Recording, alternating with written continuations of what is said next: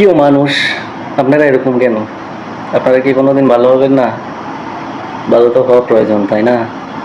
ধরেন নিজে ভালো থাকবেন না, তাই বলে কি অন্যকেও ভালো থাকতে দিবেন না? কেন বললাম এই কথা বলেন? ধরেন আপনি একজন প্রবাসী, ঠিক আছে? আপনি বেশ কিছুদিন পর আপনি দেশে গেলেন। তো যাওয়ার সময় সাথে করে কিছু নিয়ে গেলেন আত্মীয়-স্বজনের জন্য। ঠিক আছে? আপনার যতটুকু সামর্থ্য ছিল বা সাধ্যের মধ্যে ছিল আপনি কিন্তু চেষ্টাটা করছেন। হ্যাঁ, তাদেরকে আপনি হয়তো কিছু দিবেন উপহার সামগ্রী হিসাবে। হ্যাঁ, সেটা দিলে পরে তারা হয়তো খুশি হইতে পারে কিছুটা। সেই চিন্তাধারা থেকে কিন্তু আপনি নিয়ে গেলেন। হ্যাঁ, কিছু না কিছু, সামান্য হোক, সেটা বেশি হোক, মানে যতটুকু আসলে আপনার সাধ্যের মধ্যে ছিল আপনি চেষ্টা করে গেছেন তাদের জন্য কিছু নিয়ে যাবেন, নিয়েও গেলে। তো নেক্সট স্টেপ যেটা আপনি তাদেরকে দিলেন এবং দেওয়ার ফলে যেটা হইলো সেটা আসলে অনেক ব্যতিক্রম কিছু হয়ে গেল। কিরকম? দেওয়ার পরে আর খুশি হইতে পারলো না। দেওয়ার পরে আর খুশি হইতে পারলো না। আপনি তারা কেন লাক্স দিলেন, ডাব কেন দিলেন না?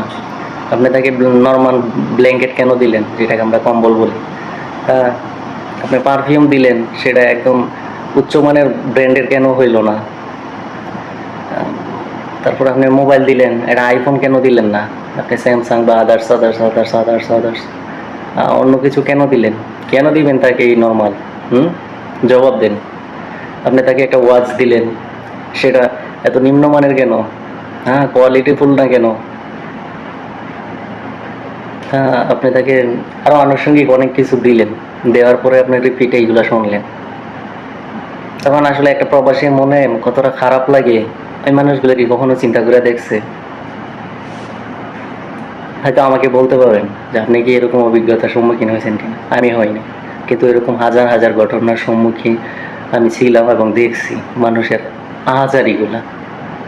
একটা প্রবাসী মানুষ কতটা পরিশ্রম করে এখানে, নিজে না খায়া মাস শেষ হইলে স্যালারিটা আসে, সর্বোচ্চ একদিন বা 2 দিন সে খুশি থাকে, সে চোখে খালি দেখতে পারে টাকাটা, কিন্তু সে সেটা ভোগ করতে পারে না, একটা প্রবাসী।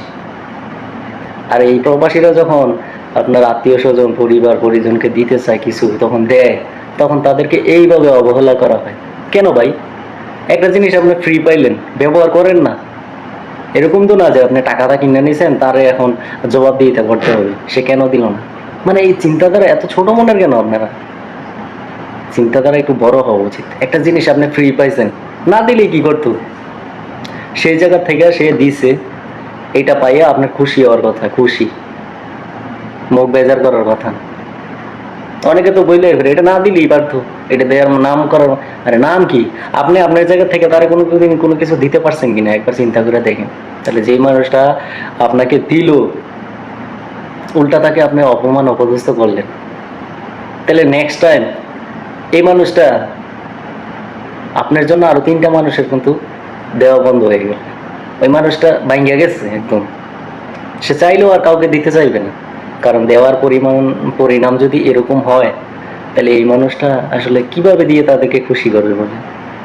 একে তো আপনারা দিতেই পারেন না, কেউ যদি আপনাকে দেয়ও, সেইখানেও আপনাদের বা হাত ডান হাত সব কিছু দিবেন, দিয়া একদম নাইরা চেরা পালাইবেন। একটা মানুষের কষ্ট দেওয়া খুব সহজ, তার ভিতরে ঢুকে উপলব্ধি করাটা এটা খুব কঠিন কাজ।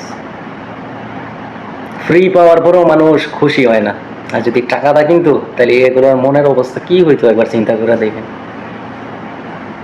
সেদিন গল্প করতে করতে একটা পাকিস্তানি কাকা, তো আর আমাদের দেশের না, সেম কালচার, উনি বলে, দেখ বাতিজা, 12টা বছর ধরে দুবাই ছিলাম আমি, পরবর্তীতে আবার এখন সৌদি আরবে আসলাম, তো দেশে যাওয়ার চিন্তা করছি, কিন্তু বাতিজা এবার বললো, আমি জিজ্ঞেস করলাম যে কি মার্কেট টার্গেট করা শেষ কিনা।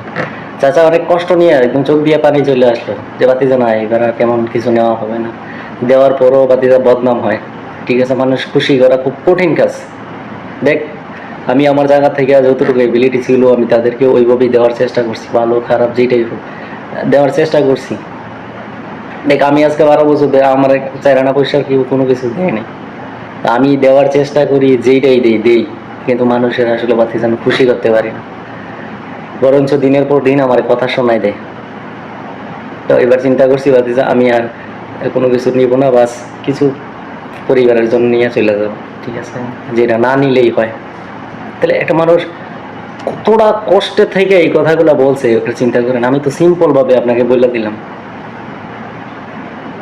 কেন মানুষ খুশি হইতে পারেন না?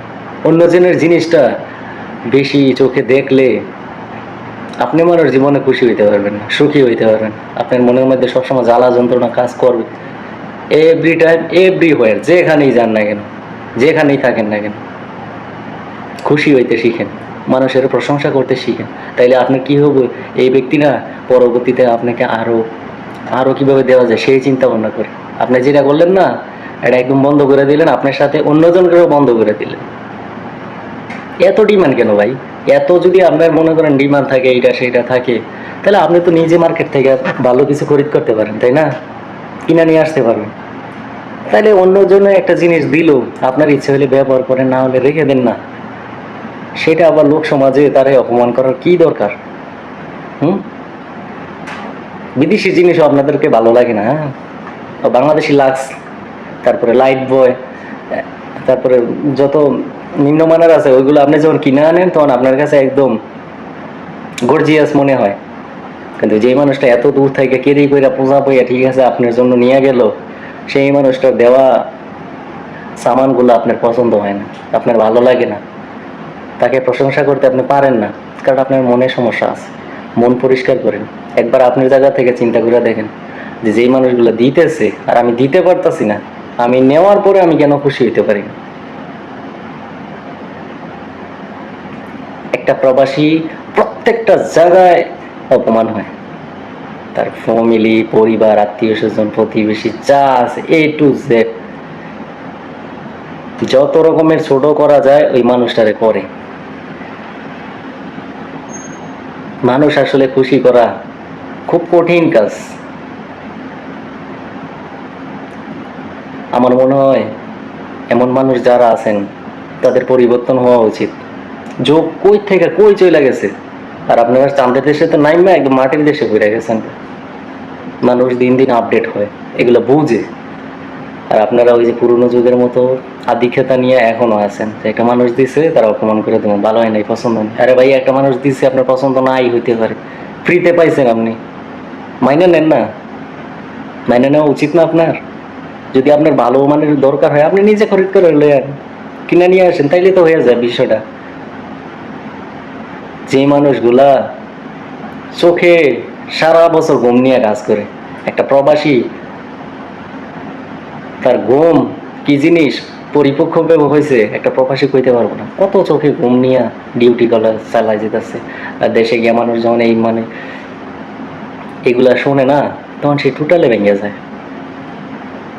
মানসিকভাবে একটা মানুষের মারার জন্য আপনাদের মতো এইসব লোকের এইসব ধরনের ছোটখাটো কথাই যথেষ্ট, বেশি কিছু লাগে না।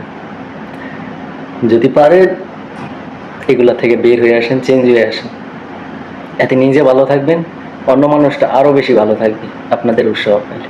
মানুষকে উৎসাহ প্রশংসা করতে শিখেন, ছোট মনে শিখাতে নিয়ে এই সমাজে আসলে টিকতে পারবেন না।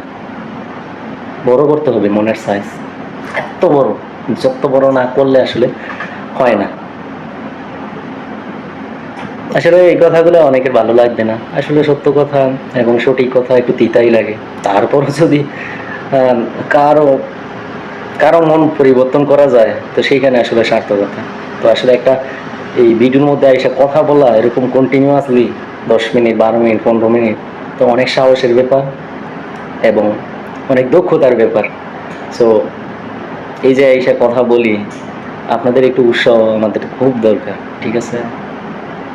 উৎসাহ দিতে কিন্তু টাকা পয়সা লাগে না, লাইক কমেন্ট করতে বা শেয়ার করতে ভিডিওটা, তাও কিন্তু টাকা পয়সা, জাস্ট আপনার আঙ্গুলের দরকার। আর ওই যে বললাম না মনের ব্যাপার, ওই মনটার দরকার। বড় করেন না মনটা। Rồi, rồi. আহ Rồi.